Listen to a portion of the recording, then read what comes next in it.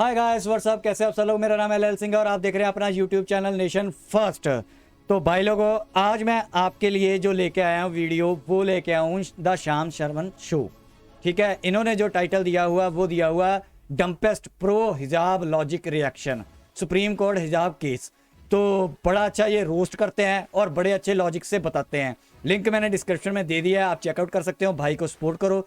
मैं हमेशा बोलता हूँ कि इंडियन यूट्यूबर्स को, इंडियन जो कंटेंट मेकर हैं उनको सपोर्ट किया करो, उनका हौसला बढ़ाया करो।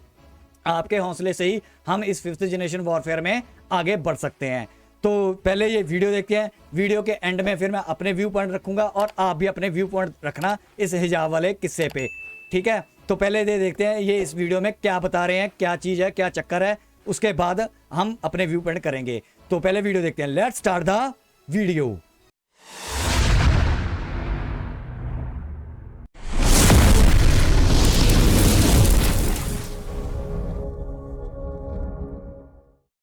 यार, सोसाइटी में आजकल एक अजीब प्रॉब्लम है। जिनको कॉमेडी करनी चाहिए उनसे हो नहीं पा रही है। Just the other day, guys, I went to the gym, did like 3 crunches in 1 hour. Impressive, right? And then I checked myself for abs, but nothing.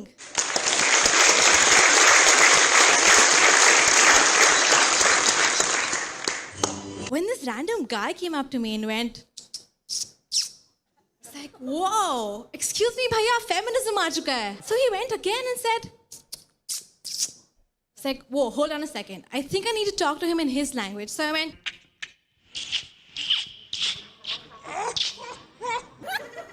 and then he said, oh, madam, feminism, pehle kyun nahi bola yaar? Sorry. She's a hero. She is stunning and brave. Stunning. She is absolutely beautiful and an inspiration. मेरा हर दोस्त मुसलमान दोस्त अपने बच्चे को जन्माष्टमी पे कृष्ण कन्हैया बना के डाल देता है व्हाट्सएप। और इतने साल हो गए, मैंने कभी किसी हिंदू बच्चे को बकरीद पे बकरा बनते हुए नहीं देखा।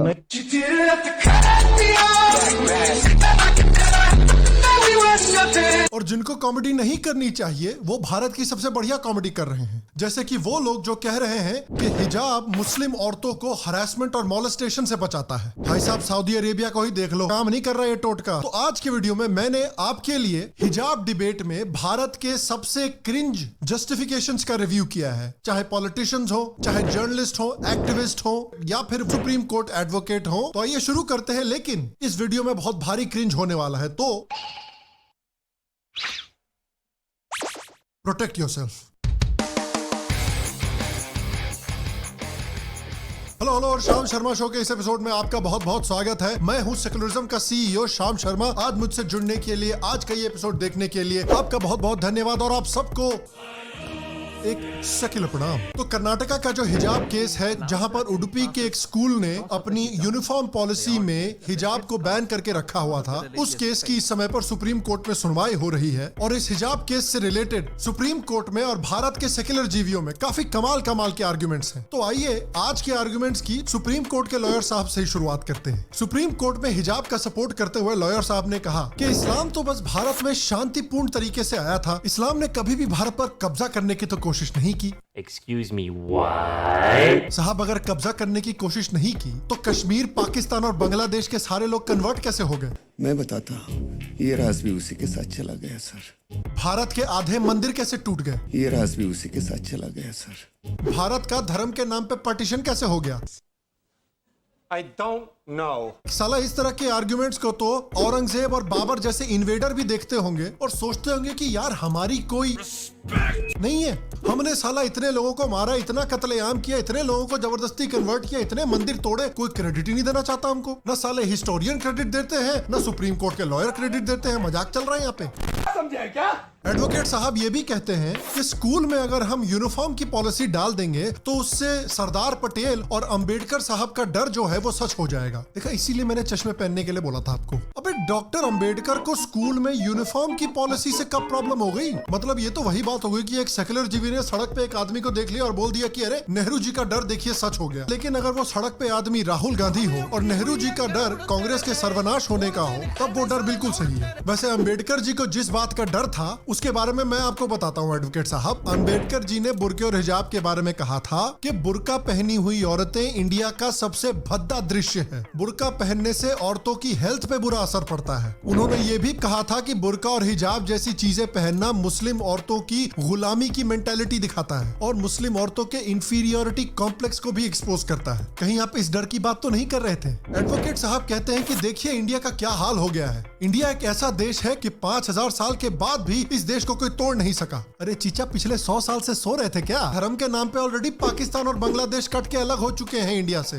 धर्म के नाम पे आधा कश्मीर आज भी घुसपैठियों के हाथ में इलीगली पड़ा हुआ है। एडवोकेट साहब ये भी कहते हैं कि भारत में ऐसे कानून लगा दिए गए हैं जिससे माइनॉरिटी कम्युनिटी को मार्जिनलाइज किया जा रहा है। लेकिन बात तभी सही है अगर आप कश्मीर और मिजोरम की हिंदू माइनॉरिटी की बात कर रहे हैं, क्योंकि इस माइनॉरिटी के जो रिलीजियस इंस्टीट्यूशंस हैं वो गवर्नमेंट के कंट्रोल में है, जबकि मस्जिद और चर्चेस बिल्कुल स्वतंत्र हैं। ये माइनॉरिटी अपने खुद के एजुकेशनल इंस्टीट्यूशंस मैनेज नहीं कर सकती। इस माइनॉरिटी के रिलीजियस कानूनों में दखल होता रहता है, जबकि मुसलमानों और क्रिश्चियंस के कानून में कोई दखल नहीं होता। मुस्लिम्स का जो वक्फ बोर्ड है वो कभी भी हिंदुओं की प्रॉपर्टी हड़प सकता है।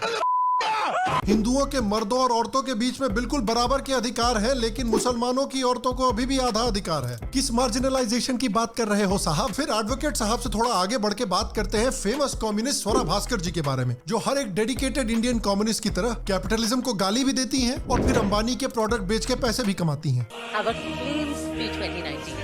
Be healthy and be happy. Happy New Year! Madam ji कहती हैं कि औरतों को स्कूल में हिजाब ना पहनने देना द्रोणाचार्य के एकलव्य को रिजेक्ट करने के बिल्कुल बराबर है। अब देखिए, इन पे ज्यादा नाराज मत होइएगा। वो अपनी नई फिल्म की बॉक्स ऑफिस परफॉर्मेंस देख के अभी भी थोड़ा सदमे में है, क्योंकि शायद ये भूल गई हैं कि सबसे पहले तो द्रोणाचार्य एकलव्य को इसलिए नहीं सिखा पाए थे क्योंकि उन्होंने पांडवों को वचन दे रखा था। दूसरी बात, अगर द्रोणाचार्य एकलव्य को सिखाने को तैयार भी हो जाते और वो एकलव्य को बोलते कि सुनो बेटा, जो मैं बोलूंगा तुमको वही करना पड़ेगा, तो अगर मैं बोलूंगा कि प्रॉपर इक्विपमेंट लेके और ट्रेनिंग करने के लिए और जो मेरे बाकी स्टूडेंट्स हैं उनके जैसे ही यूनिफॉर्म तुमको पहनकर आना है ट्रेनिंग करने के लिए, तो क्या लगता है आपको एकलव्य हिजाबी लड़कियों की तरह मना करते? नहीं, एकलव्य बोलते नहीं सर, जो यूनिफॉर्म देना है दीजिए, मैं पहन के आ जाऊंगा। फेमिनिज्म इन इंडिया से इंडियन इतिहास सीखिएगा तो यही हालत होगी। एक और हिजाब के पिटिशनर एडवोकेट कामट कहते हैं कि हिजाब पहनना तो इस्लाम की एक इनोसेंट प्रैक्टिस है, लेकिन भगवा स्कार्फ पहनना हिंदुत्व की बदमाशी है। बताइए, ये है सेकुलर जीवियों का आर्गुमेंट। जय श्री राम बोलना कम्युनल है, भगवा स्कार्फ पहनना कम्युनल है, लेकिन भारत के 45 डिग्री टेम्परेचर में औरतों को काला तंबू पहनवाना इनोसेंट प्रैक्टिस। लाइव लॉ के एडिटर ने आर्टिकल लिखा कि स्कूल के यूनिफॉर्म के रूल्स को तोड़ना रिलीजियस फ्रीडम है। अच्छा, मदरसों के अंदर जो लड़कियां पढ़ने जाती हैं, अगर वो कहें कि मैं हाफ पैंट पहन के जाना चाहती हूं, ये उनका चॉइस चलेगा? बंद करो, हाथ जोड़ के। आवाज नहीं निकल रही है। पब्लिक डिसेंसी और मोरालिटी।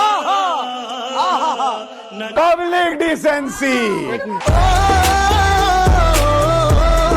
वापस आते हैं जरा सुप्रीम कोर्ट के एडवोकेट साहब पे, जो कहते हैं कि देखिए हिजाब से रिलीजियस हार्मनी बढ़ेगी, क्योंकि हिंदू लड़की मुस्लिम लड़की से पूछेगी कि जरा हिजाब के बारे में मुझे बताओ, तो दोनों के बीच रिलीजियस डिस्कशन होगा। हाँ जी, और हिंदू लड़की ये सीखेगी कि लड़कियों की गलती है कि मर्द उनको देख के ठड़काते क्यों हैं। मर्दों को कुछ नहीं चेंज करना चाहिए, लड़कियों को ज्यादा कपड़े पहनने चाहिए ताकि मर्द उनको हरास ना करें। यही बात अगर आप एक इंडियन सेक्युलर जीवी फेमिनिस्ट को बोल दीजिएगा तो उनका दिमाग खराब हो जाएगा, लेकिन ये सब एक गरीब मुस्लिम लड़की से करवाना बहुत अच्छी बात है। यही तो खूबसूरती है यार लेफ्ट विंग फेमिनिज्म की, कि आप मुझे कुछ भी करने को नहीं बोल सकते, आप मेरी लाइफ बिल्कुल भी कंट्रोल नहीं कर सकते, लेकिन मुस्लिम औरतों को हिजाब पहनवाइए, उनसे निकाह हलाला करवाइए, उनको ट्रिपल तलाक दीजिए, उनको इनहेरिटेंस का आधा अधिकार दीजिए। ये उनका कल्चर है, मेरे को क्या फर्क पड़ता है, भाड़ में जाए वो। और देखिए यार, अगर आपको लगता है कि जो एग्जांपल्स मैंने आपको दिखाए हैं वो बुरे थे, तो डोंट वरी, अभी तो पार्टी शुरू हुई है। एडवोकेट साहब सुप्रीम कोर्ट में जाके कह रहे हैं कि भाई औरतों को तो हिजाब पहनना बहुत पसंद है। राणा अयूब जी कह रही है कि भैया इट्स हर चॉइस। लोग इस बात पर नाराज हैं कि कोर्ट ये कैसे डिसाइड कर सकता है कि हिजाब एसेंशियल प्रैक्टिस है कि नहीं। लोग कह रहे हैं कि देखिए मुस्लिम औरतों से किस तरह से उनके अधिकार, उनके इंडिविजुअल राइट्स छीने जा रहे हैं भारत में। औरतों का देखिए भारत के हिंदुत्व देश में किस तरह से डिह्यूमनाइजेशन हो रहा है। लोग रूबिका लियाकत जैसे जर्नलिस्ट को अटैक कर रहे हैं ये बोलकर कि अरे ये मेकअप पहन के गाड़ी चला सकती हैं तो लड़कियां हिजाब पहन के पढ़ाई क्यों नहीं कर सकती। और देखिए ये भी एक बिल्कुल classic classic straw man argument है, क्योंकि ये तो वही बात हुई कि अगर मैं किसी को बोलूं कि यार सड़क पर मत पॉटी किया करो, खुले में हगना बंद करो, और फिर राणा अयूब ट्विटर पे जाके चिल्लाएगी कि हिंदुत्ववादी माइनॉरिटीज को हगने से रोक रहे हैं। वो कह रहे हैं कि अगर तुमको हगना है तो पाकिस्तान चले जाओ। हिंदुत्ववादी चाहते हैं कि मुसलमानों को किडनी स्टोन हो जाए। बिल्कुल क्लासिक स्ट्रॉ मैन आर्ग्यूमेंट है भैया। देखिए, कोई भी ये नहीं कह रहा कि मुस्लिम औरतें अपने घर में या घर के बाहर हिजाब नहीं पहन सकती। लोग सिर्फ ये कह रहे हैं कि स्कूल के पास ये अधिकार है कि वो अपनी यूनिफॉर्म की पॉलिसी खुद डिसाइड कर सके, और अगर उनकी यूनिफॉर्म की पॉलिसी हिजाब नहीं अलाउ करती तो ये उनका अधिकार है। जो एडवोकेट साहब सुप्रीम कोर्ट में जाके बकवास से बकवास आर्ग्यूमेंट दिए जा रहे हैं, उनको भी भारत की 45 डिग्री की गर्मी में बैटमैन वाला शॉल पहन के जाना पड़ता है। कच्चा बनियान में तो नहीं जा सकते ना वो कोर्ट, क्योंकि कोर्ट के कुछ यूनिफॉर्म के रूल्स हैं जो सारे एडवोकेट्स को फॉलो करने पड़ते हैं। और कोर्ट की तरह ही स्कूल्स के भी यूनिफॉर्म के कानून होते हैं। जिस तरह राणा अयूब जी की चॉइस है कि वो हिजाब को सपोर्ट करें, उस तरह हमारी भी चॉइस है कि हम ये दिखाएं कि किस तरह मुस्लिम सोसाइटी में जबरदस्ती हिजाब औरतों के ऊपर डाला जाता है। और अगर ये जबरदस्ती की प्रैक्टिस नहीं है, अगर हिजाब पहनना इतना ही फेमिनिस्ट है, तो मुस्लिम देशों में औरतें अपनी जान पर खेल के हिजाब के खिलाफ प्रोटेस्ट क्यों कर रही हैं? देख लीजिए कैसे ईरान में हजारों औरतें अपनी जान जोखिम में डालकर हिजाब के खिलाफ प्रोटेस्ट कर रही हैं। महसा अमीनी के साथ ईरान में जो हुआ है वो क्या उनकी चॉइस थी? ये जो औरतों के साथ ईरान में रोज होता है, ये आपको क्या चॉइस लग रहा है? जो आर्ग्यूमेंट्स हमने आज देखे हैं वीडियो में, वो सेक्युलर जीवियों के जो आर्ग्यूमेंट्स हैं हिजाब के फेवर में, उसकी एक छोटी समरी है। और इसलिए इंडिया की पॉपुलेशन को, हिंदुत्ववादियों को इस तरह के आर्ग्यूमेंट से प्रॉब्लम है। अरे यार, मैं तो सपोर्ट करता हूँ फेमिनिज्म को, लेकिन लेफ्ट विंग फेमिनिज्म का पूरे भारत में मजाक के समय पर इसलिए बना हुआ है क्योंकि वो इस तरह के बेहुदा, बेवकूफाना और बचकाने आर्ग्यूमेंट्स दे रहे हैं हिजाब के फेवर में। और मैं आपसे पूछना चाहता हूँ कि आपका फेवरेट आर्ग्यूमेंट हिजाब के फेवर में इस वीडियो में कौन सा था? नीचे कमेंट सेक्शन में मुझे जरूर बताएं। तो अगर आपने लेफ्ट विंग फेमिनिज्म का क्रिंज एंजॉय किया और आप बॉलीवुड का क्रिंज भी एंजॉय करना चाहते हैं, तो यहाँ पर क्लिक करके वो जरूर देख सकते हैं। अगर आप शाम शर्मा शो का नया मर्च ट्राई आउट करना चाहते हैं, तो नीचे मर्च के लिंक पे क्लिक करके जरूर चेकआउट करें। अगर आप शाम शर्मा शो का मक क्लब ज्वाइन करना चाहते हैं, तो पेट्रियन के लिंक पर क्लिक करके साइन अप करके मक क्लब भी ज्वाइन करें। अगर आपको आज का एपिसोड पसंद आया तो प्लीज आज के एपिसोड को एक लाइक, एक थम्स अप जरूर दें। इस एपिसोड को जितना शेयर कर सकते हैं उतना करें। नीचे कमेंट सेक्शन में कमेंट भी करें। बाकी मैं आपसे अगले एपिसोड में मिलूंगा, और तब तक स्वस्थ रहें, सुखी रहें। फिर मिलेंगे, और आप सबको एक सेकंड प्रणाम। वाह भाई वाह वाह, श्याम जी कमाल कर दिया सर, आपने तो नज़ारा आ गया, बिल्कुल मज़ा आ गया, बिल्कुल सही पॉइंट टू पॉइंट ठोका। ये जो कहते हैं ना कि वही मैंने एक वीडियो में, पहले वीडियो में बोलता रहता हूँ कि हर एक चीज़ का ना एक पहरावे का एक जगह होती है कि वहाँ पे आप पहरावा वही पहन सकते हो, और हर एक इंस्टीट्यूशन, हर एक अदारे का एक होता है कि वहाँ पे आप ये चीज़ नहीं कर सकते। ठीक है, उनके रूल एंड रेगुलेशन वो खुद बनाते हैं। तो जिसको तकलीफ होती है, अच्छा इनको तकलीफ, ये जो बुरके पे भौंकते हैं, इनको ये नहीं पता कि तुम फिर ईरान जो कर रहा है उस पर क्यों नहीं भौंकते, उसकी एग्जांपल क्यों नहीं दे रहे। वहाँ पे तो बुरके पे आग लग रखी है, वहाँ पे तो लड़कियों को मारा जा रहा है। यहाँ पे तो इंडिया में हम किसी को मारते भी नहीं हैं, कुछ नहीं कहते, वो अपनी आवाज़ उठा रही है, ठीक है डन है। कोर्ट, सुप्रीम कोर्ट में केस चला गया, वहाँ पे कौन सी ईरान में सुप्रीम कोर्ट में केस चला गया? कोई भी नहीं। ठीक है, वहाँ पे सड़कों पे फैसले हो रहे हैं। तो बात यही है भाई लोगों, देखो ये सेकुलरिज्म का जो ठप्पा लगा हुआ है ना, यही हमें ख़राब कर रहा है, इनको सबको। अच्छा मैं एक बात बताऊं, और ये बात से हटके है, मेरे के पास ना एक न्यूज़ आई है, पता नहीं ये कंफर्म्ड है या नहीं है, लेकिन र्यूमर है, मेरा अपना भी सोच हो सकती है, जहाँ आपको लगे तो बताना। एक न्यूज़ है कि उसमें क्या है कि जो आजकल ओवैसी कर रहा है ना, जहाँ ओवैसी के भाई कर रहे हैं, जो जितने भी हैं 2 सीटों वाले, ये जो कर रहे हैं ना, ये हमारा, मैंने आपको कई वीडियो में बताया कि हमारा जो प्लान है ना, जहाँ इसका प्लान है 2047 तक पाकिस्तान टूटने का प्लान है। तो 2030 तक हमने पीओके वापस लेना है, उसके बाद जीबी भी वापस आएगा, और इसके 3 टुकड़े होने हैं। उसी के एजेंडे पे काम कर रहे हैं ये, यहाँ पे पाकिस्तान के कहने पे। अब मेरे को ये कंफर्म नहीं है, पता नहीं है, लेकिन मैंने उड़ती उड़ती खबर सुनी है कहीं से कि ये एजेंडा जो चल रहा है ना, ये यहाँ पे जो करते हैं, बुरके का पंगा, कभी किसी चीज़ का पंगा, ठीक है, अपने मुसलमानों को, भाइयों को भड़काने का, ये हमारे मुसलमान जो भाई हैं उनको भड़काने का कि इंडिया इस जो टारगेट लेके जा रहा है ना, इंडिया की जो, क्योंकि इन मिनिस्टर्स को ना थोड़ी थोड़ी बातों का अंदर का पता होता है कि इंडिया कर क्या रहा है, इंडिया का आगे 5 साल का 10 साल का प्लान क्या है। तो मेरे ख्याल से इस ओबीसी को ना ये अंदर की बातें पता है, इसलिए ये यहाँ इंडिया में अनरेस्ट करना चाहते हैं थोड़ा थोड़ा। ये कभी ये नहीं बोलते कि भाई अपने मुसलमानों को, भाइयों को ये नहीं बोलते कि भाई आगे पढ़ो, ठीक है। बुर्का पहनने से कोई कंपनी का CEO नहीं लग जाएगा, बुर्का पहनने से कोई डॉक्टर नहीं बन जाएगा कि बुर्का पहन लिया तो डॉक्टर बन जाएंगे, जब इंजीनियर बन जाएंगे, ठीक है। इंस्टीट्यूशन का एक माहौल होता है, इंस्टीट्यूशन के एक गाइडलाइन होती है, इंस्टीट्यूशन के रूल्स एंड रेगुलेशंस होते हैं, आपको वो फॉलो करने पड़ते हैं। तो कई लोगों को एक इसमें बात चल, ये तो मैंने एक बात बता दी है कि ये फंडा कोई है दिमाग में, इस पर भी थोड़ी नज़र रखना भाई लोगों आप, ठीक है, क्योंकि ये काम हो रहा है और मेरे को 110% श्योर है कि इंडिया इस पर वर्कआउट कर रहा है कि पाकिस्तान के टुकड़े कैसे किए जाएं और GBPO के वापस कैसे लाया जाए। तो ये काम चल रहा है, तो अंदर से हमारे ये काम चल रहा है, इस पर मैं सब भाइयों को रिक्वेस्ट करूंगा कि इस पर ध्यान रखें। और दूसरी चीज़ एक में इसमें ना मुद्दा उठाया जाता है सिखों का, कि सिख सरदार जो होते हैं ना वो पगड़ी वो भी तो पहनते हैं। मैं सब लोगों को आज एक चीज़ बात बताना चाहता हूँ, ठीक है। जो सरदार होते हैं ना, आपने देखा होगा कि जो कई सरदार होते हैं जो सिखिज़म में बिलोंग करते हैं लेकिन वो बाल कटवा लेते हैं, उनके लिए पगड़ी पहनना कोई ज़रूरी नहीं है, ना उनके लिए कोई है होता है, उनकी मर्ज़ी है, वो पगड़ी पहन भी सकते हैं, नहीं पहनी ना पहने, एक चीज़। दूसरी चीज़, जो सिख होता है, सरदार होता है, जिसके सिर में जूड़ा होता है, जैसे लंबे बाल होते हैं ना, हम जूड़ा कर लेते हैं सिर पे, ठीक है। अब मेरे को बताओ, एक सरदार मेरी दाढ़ी है, रिच है, आपने देखा होगा कि कुछ एज तक, जैसे 9वीं 10वीं या उससे नीचे वाले बच्चे ना पटका पहनते हैं, कपड़ा लपेट के पटका पहनते हैं। उसके बाद थोड़ा बच्चा बड़ा हो जाता है, फिर उसको कपड़ा पहनने में शर्म आती है, या हमें खुद को भी शर्म आती है कि क्या जूड़ा सा करके हम जाते हैं, तो हम उस पर दस्तार सजाते हैं, इसको दस्तार भी बोलते हैं, पगड़ी बोलते हैं। तो आप जब भी देखना 0.001% होगा जो 18 साल से ऊपर होगा को पटका पहन के जाता होगा कॉलेज स्कूल में, ठीक है।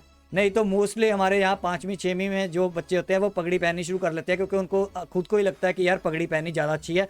जिन्होंने जूड़ा रखा होता है, जो जूड़ा रखते हैं वो पगड़ी हमेशा पक्की पहनते हैं। सरदार की निशानी है कि पगड़ी पहना हुआ हमेशा सरदार नज़र आता है। तो इसी वजह से सरदार और सिख सरदार और इसमें फ़र्क होते हैं, ठीक है। जो जैसे कोई बाल कटवा लेता है सरदार, ठीक है, वो सिख हो सकता है, बिलोंग कर सकता है सिखिज़म से, लेकिन वो सरदार नहीं होता, ठीक है। जो सरदार होता है, ठीक है, जिसने पगड़ी पहनी होती है उसको आप सरदार बोलते हो, जिसने पगड़ी नहीं पहनी होती है उसको आप सरदार नहीं बोलते हो। वो वैसे कह देता है मैं पंजाबी हूँ, मैं सिख हूँ, ठीक है, लेकिन वो ऐसा नहीं होता, ठीक है। तो ये रीज़न होता है हमारा पगड़ी पहनने का कि हमारे यहाँ पे अनवारे है, यानी कि ये कह सकते हो कि हमारे यहाँ पे पहननी पड़ती है पगड़ी, अगर जिसने बाल नहीं कटवाए। जो अपने बालों को रखता है वो पगड़ी पहनता है। पगड़ी भी 2-3 तरीके की होती है, एक गोल गोल सी होती है, दुमाला टाइप होती है, ठीक है, आपने देखा होगा कि दुमाला टाइप बनते हैं गोल गोल, एक होती है जैसे मैं पहनता हूँ। तो ये पगड़ी पहननी उनके लिए कंपल्शन है। तो ये इसीलिए पूरे वर्ल्ड में भी, पूरी दुनिया में ये पगड़ी पे हम ये नहीं कह सकते कि उसमें अगर मेरे को दिल्ली का कोई स्कूल कहेगा कि आप पगड़ी पहन के नहीं आ सकते स्कूल में, तो मैं उस स्कूल में एडमिशन नहीं लूँगा भाई, ठीक है। क्योंकि रीज़न है कि मैं बाल कटवाऊँ, ठीक है। अगर मेरा मन नहीं मानता बाल कटवाने को, मैं चाहता हूँ कि मैं सिखिज़म में मैं पगड़ी पहन के ही रहूँगा, ठीक है, फिर मैं उस स्कूल में नहीं जाऊँगा, मैं विरोध नहीं करूँगा, मैं गालियाँ नहीं निकालूंगा गवर्नमेंट को, जहाँ उसको इंस्टीट्यूट, क्योंकि उनका रूल है। अगर कल को मैं जिस स्कूल में आप चले जाते हो उसके रूल एंड रेगुलेशन फॉलो करते हो ना, कि 9 से 3 बजे तक कॉलेज या स्कूल है, तो हमें वो 9 से 3 ही है। ये नहीं कह सकते मेरे को 12 बजे जाना है, आपको 3 से 9 रूल फॉलो करने पड़ेंगे। अगर वो कहते हैं कि गाड़ी ये पार्किंग लॉट बनाया यहीं पे लगानी है, आपने यहाँ पे नहीं लेके जानी, तो वहीं पे ही रखनी पड़ती है। बाकी रूल एंड रेगुलेशन जहाँ पे मेरे को फिट बैठेंगे मैं करूँगा, ठीक है। अगर मेरे को पगड़ी पे कोई कहेगा, ठीक है, तो वहाँ पे मैं नहीं लूँगा एडमिशन, सिंपल सी बात है। इसमें इतना हल्ला मचाने की क्या ज़रूरत है? जहाँ पे बुर्का पहनने की नहीं इजाज़त है तो नहीं है इजाज़त। एयर होस्टेस कभी देखिए बुर्का पहनी हुई? अब वहां पे भी जाके रंडी रोना रो बुरके का कि एयर होस्टेस को भी बुरके पहनाओ। अभी तो ये तो फिर ऐसे हो जाएगा, जो एमिरेट्स की, जो अरब की जो फ्लाइट चलती हैं, वो सारे के सारे बोलेंगे कि हमारे यहाँ पे बुरका पहन के बैठो तभी फ्लाइट में बैठना। अगर वो रूल बना देंगे तो वहां जहाँ जिसने वो फ्लाइट लेनी होगी वो बुरके वाले ही जाएंगे। ठीक है, तो रूल उन्होंने तो रूल बनाया नहीं, जब जब उन्होंने रूल ही नहीं बनाया तो वो रूल फिर वैसे ही चलना पड़ेगा। मेरे कहने का मतलब श्याम शर्मन जी ने बहुत अल्टीमेट रोस्ट किया है, बहुत अच्छा रोस्ट किया है। ये सब साले यहाँ पे ना, ये हमेशा गरीब की लड़की, अच्छा इनकी जो अपनी लड़कियां होती हैं जो अमीर घराने की होती हैं, वो कभी बुरका पहन के देखती हैं आपने? क्लब में डांस करती हैं, दारू पीती हैं, सारा कुछ करती हैं, उनके लिए बुरका, वो फिर ये कहते हैं कि हमारे अनवारे है, जरूरी है हमारे बुरका पहनना, हमारे इस्लाम में है, तो वो क्यों नहीं पहनती फिर? वो हमारे हीरोइन कैटरीना कैफ क्यों नहीं बुरका पहन के फिल्में बनाती? कितनी हीरोइन है, कितने हमारी जो काम करती हैं मुस्लिम बहनें हैं जो, वो फिर वो क्यों नहीं बुरका पहन के ऑफिस में जाती? वो क्यों नहीं फिर क्लब्स में बुरका पहन के जाती? सब ड्रामा है, सब झूठ है। ठीक है, ये छोटी जो गरीब लड़कियां होती हैं उनको भड़काया जाता है। ठीक है, पीछे से नेता भड़काते हैं कि तुम ये काम करो, क्योंकि उनको आग लगानी है कंट्री में। तो मेरी मुस्लिम भाई बहनों से सबसे रिक्वेस्ट है, इस पर मत जाओ, बुरका क्या है बुरका क्या नहीं है, रूल एंड रेगुलेशन फॉलो करते जाओ, अपने आप सब कुछ सही होता जाएगा। ठीक है, तो जहाँ पे है वहाँ पे डालो, जहाँ पे नहीं है वहाँ पे ना डालो। पूरे इंडिया में ट्रैवल करो, ट्रेन में ट्रैवल करो, जहाज में ट्रैवल करो, बस में ट्रैवल करो, मार्केट में जाओ, क्लब में चले जाओ चाहे बुरका पहन के, किसी ने मना नहीं करते। अब ये बोलोगे कि पुलिस की नौकरी करनी है लेकिन मेरे को बुरका पहन के करनी है, ऐसा नहीं होगा। फौज में जाना है, बुरका पहन के मेरे को फौज में जाना है, ऐसे नहीं होता। हिजाब एक अलग चीज़ है, हिजाब पे थोड़ी बहुत ही छूट दी रखी है कई जगह पे, क्योंकि पुलिस की नौकरी पे हिजाब थोड़ा सा आ जाता है। अब मेरे को नहीं पता कहाँ कहाँ पे है छूट, कहाँ पे नहीं, लेकिन बुरके पे तो बिल्कुल ही है। बुरका तो कई कंट्रीज ने बैन कर रखा है, फ्रांस ने बैन कर रखा है। यहाँ पे सेकुलरिज्म पे छलांगे मारते हैं, बस अपना उल्लू सीधा करते हैं ये सारे मुस्लिम। ये कभी नहीं बोलेंगे कि ये लैपटॉप पकड़ो, यहाँ पे पढ़ो, जाके यहाँ पे ये करो, यहाँ पे वो करो। पढ़ाई के कोई हाई लेवल एजुकेशन पे उस पर नहीं जाने देते, फुद्दू फड़ांग चीज़ों पे रंडी रोना करते हैं ये सारे नेता जो ओबीसी जैसे हो गए। ठीक है, तो यहाँ तक थी वीडियो। बहुत अच्छा श्याम शरण जी, बहुत अच्छा बनाया आपने, बहुत रोस्ट अच्छा किया। तो अगर आपको वीडियो अच्छी लगी प्लीज़ नेशन फर्स्ट को लाइक करो, सब्सक्राइब करो, शेयर करो, कमेंट करो। ये इन्फॉर्मेशन वॉरफेयर है, इसमें अपने इंडियन यूट्यूबर को हमेशा सपोर्ट करो ताकि हमारी ताकत बढ़े। हम इस इन्फॉर्मेशन वॉरफेयर में जो हमारे खिलाफ की जाता है, जो प्रोपेगेंडा किया जाता है, हम उसका मुंह तोड़ जवाब सकें। जो नए हैं प्लीज़ मैं उनको बोलूँगा सब्सक्राइब करके जरूर जाना। मेरा रिएक्शन अच्छा लग रहा है तो जरूर सब्सक्राइब करो, लाइक करो, कमेंट करो। कमेंट करके मेरे को आपको कमेंट्स का पता चलता है, आपकी सोच का पता चलता है। तो यहाँ तक थी वीडियो, मिलेंगे नेक्स्ट वीडियो में, तब तक के लिए जय हिंद।